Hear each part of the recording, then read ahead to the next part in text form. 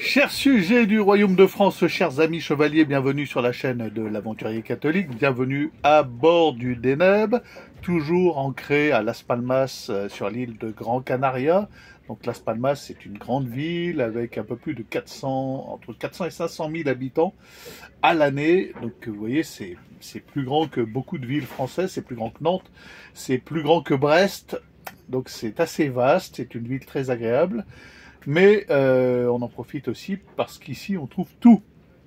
Donc révision du moteur, j'ai réinstallé une nouvelle pompe de gavage et là je suis sûr que ça fonctionne et qu'il n'y aura plus jamais de problème de désamorçage jusqu'à ce que la nouvelle pompe de gavage casse comme la première quand j'ai récupéré le bateau. Donc celle-ci réalimente le filtre à gasoil de manière automatique. J'aurais pu réamorcer, à prendre ma clé de 13, à ouvrir le haut du filtre à gasoil, à pomper du gasoil manuellement jusqu'à ce qu'il n'y ait plus de bulles. J'aurais pu faire ça. Voilà, c'est déjà une bonne nouvelle. J'ai installé une turbine à eau sur le moteur diesel neuve parce que celle que j'avais changée, alors c'était à Torrevieja, et ben elle commençait déjà à casser. Alors c'était une vieille, j'avais installé un ancien modèle, là j'ai mis la neuve, monté dans les règles de l'art avec le joint qui va bien, l'huile qui va bien, etc. Voilà, ça c'est fait. Qu'est-ce que j'ai fait encore? J'ai profité d'être ici pour faire le plein de gaz. Alors ça c'est une histoire, le plein de gaz en bateau. Je me suis retrouvé lors des précédents voyages avec à bord du bateau une bouteille anglaise, une bouteille portugaise, une bouteille française, plusieurs petites buttes à gaz au cas où. Ça devient très très compliqué, il n'y a pas de normes mondiales, ça serait bien pour le remplissage du gaz. À bord, j'avais une bouteille de butte à gaz française et je savais, étant déjà passé par ici et ayant déjà mouillé là, que à l'usine qui est à 20 km au sud de Gran Canaria, par la 4 voies, c'est quand même assez loin, à cette usine-là, ils remplissent les bouteilles françaises. Ils ont les embouts pour remplir les bouteilles françaises. Donc j'étais confiant.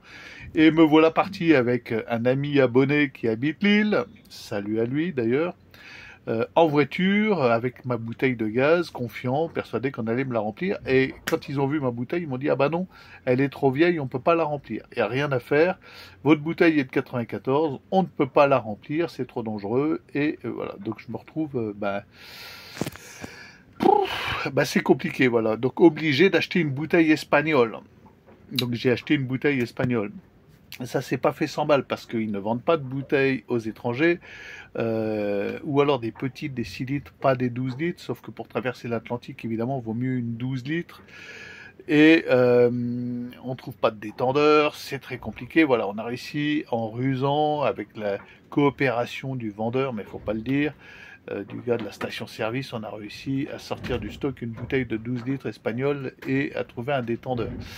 Donc le plein de gaz c'est fait, mais c'est quelque chose qui reste compliqué dans ce genre d'aventure. Ça a l'air de rien, mais il suffit pas de descendre, acheter une bouteille de gaz, et puis à bord on peut pas stocker indéfiniment des bouteilles de gaz de 12 litres. Voilà, au bout de 3 ou 4, ça devient compliqué sur un petit voilier. Ça, alors qu'est-ce qu'il y avait encore? Il y avait la pompe à pied de l'évier, la pompe à eau douce de l'évier de la cuisine qui fuyait.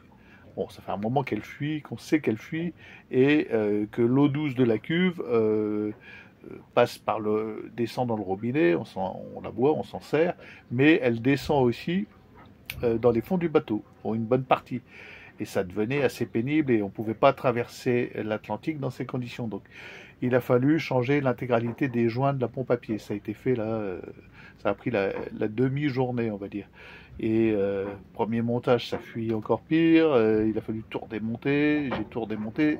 Maintenant, ça ne fuit plus, c'est génial, comme quoi persévérer. Voilà.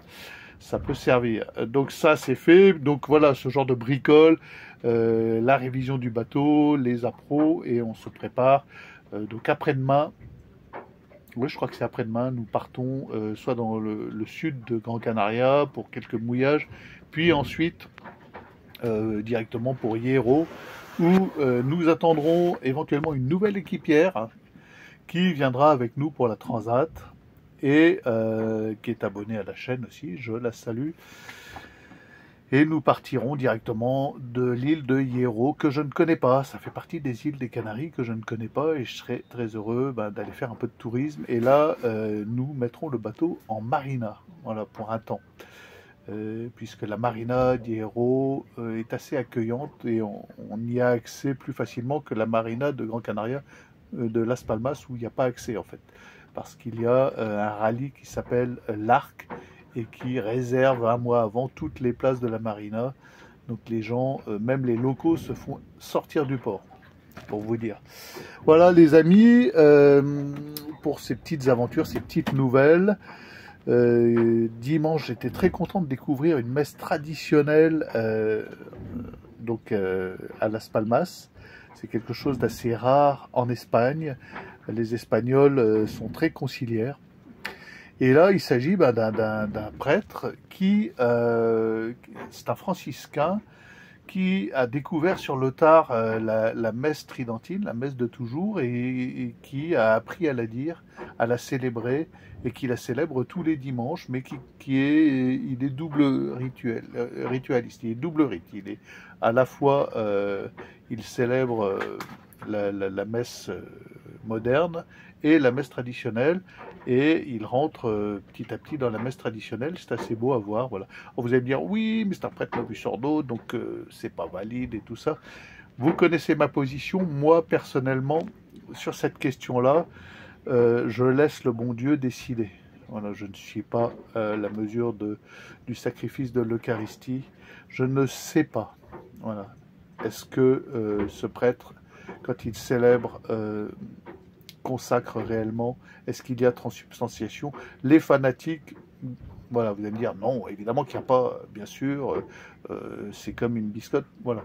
Moi, personnellement, je communie parce que c'est une messe de toujours et que j'aime cette messe. Et donc je communie en essayant d'être en état de grâce si possible, hein, parce que c'est la condition sine qua non pour aller communier. Et je dis au bon Dieu, si t'es pas là, ne m'en tiens pas rigueur à moi. Voilà. Parce que j'ai un réel désir de communier à ton corps, Seigneur, et de participer au sacrifice de la croix. Voilà, c'est ce que je dis et c'est ce qui importe à mon avis personnel. Maintenant, je ne donne que mon avis. Voilà, je vous laisse, si vous voulez me soutenir que non, qu'il n'y a pas, écoutez, je connais, si vous voulez, je sais, je connais vos arguments. Que toutes les ordinations après 1968 sont invalides, que les évêques sont pas des évêques, que les rites de sacre sont pas sont invalides, etc. Je connais, voilà, je sais. Mais moi, j'ai toujours dit que ces gens-là ont la vérité formelle, mais omettent la verticalité. La verticalité. Et ils n'en sont pas la mesure, et ils n'en ont pas la mesure. Ils sont incapables de dire si Dieu est intervenu et là est présent réellement, et si il ne s'est pas passé ce qui devait se passer, c'est-à-dire si le prêtre, même Novus Ordo, n'est pas réellement prêtre.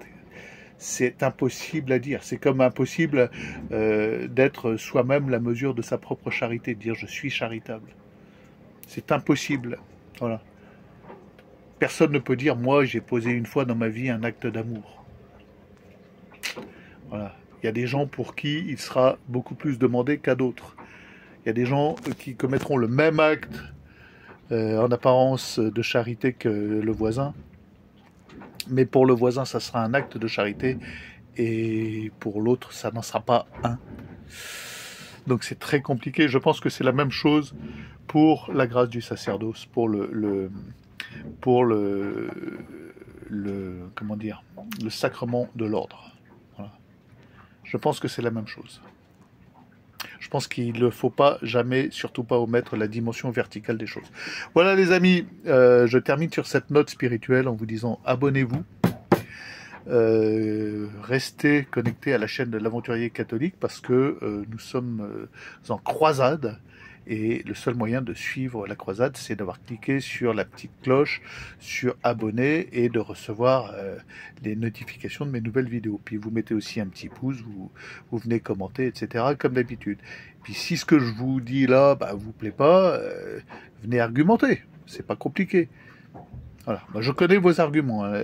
Je suis moi-même CD vacantiste de fait. Voilà. Mais moi, voilà, je connais pas tellement les classifications exactes. Je me définis comme CD vacantiste, vous le savez, depuis la mort de Benoît XVI, et je suis un CD vacantiste modéré. Voilà, je ne m'interdis pas de participer à toute forme de célébration de rite romain.